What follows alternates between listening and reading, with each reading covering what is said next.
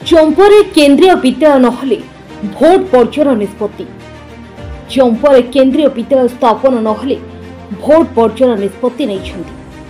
आज एपर एक दृढ़ निष्पत्ति नहीं चंपा अंचल बहु बुद्धिजीवी चंपा उपजिलापाल कार्यालय को घेराव कर चंपा अंचल बहु संघर सदस्य बहु अनुष्ठान सभापति संपादक कार्यकर्ता समेत बहु जनसाधारण मिलित भाव में उपजिलापाल जरिए मुख्य शासन सचिव भुवनेश्वर निर्वाचन कमिशनर उद्देश्य एक दाबीपत्र प्रदान कर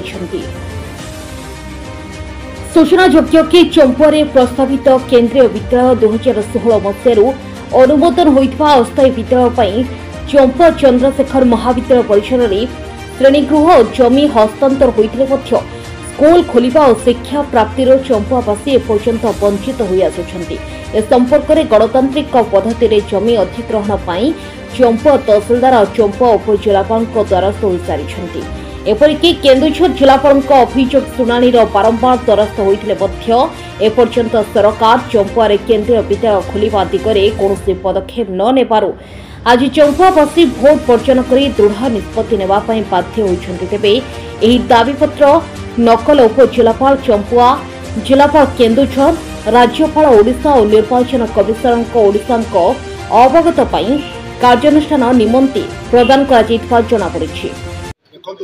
2016 मसीह चंपाठार एक केन्द्र विद्यालय स्थापित निमंते स्वीकृति पाई अद्यावधि सरकार वैमात्रिक कारण जो आज पर्यंत कौन प्रकार एडमिशन भी हो पारा यही चंपुआ नगर अधिवासी सरकार को चंद्रशेखर विद्यालय महाविद्यालय ठारे स्कूल करने स्कूल गृह देला आज पर्यंत कौन एडमिशन ना नौ कि केंद्रीय विद्यालय स्थापित कर ना नौ तार प्रतिवाद ये चंपुआ नगर समस्त सबु जातिर सबु संप्रदायर लोक मैंने आज उत्क्षिप्त अच्छा आगामी 2024 साधारण निर्वाचन को वर्जन करने सिद्धांत नहीं जदि 15 दिन भितर जदि यार कौन पदक्षेप निया न जाए ताहले या तीव्र रूप नब बोली हम चंपुआ नगरवासी तरफ।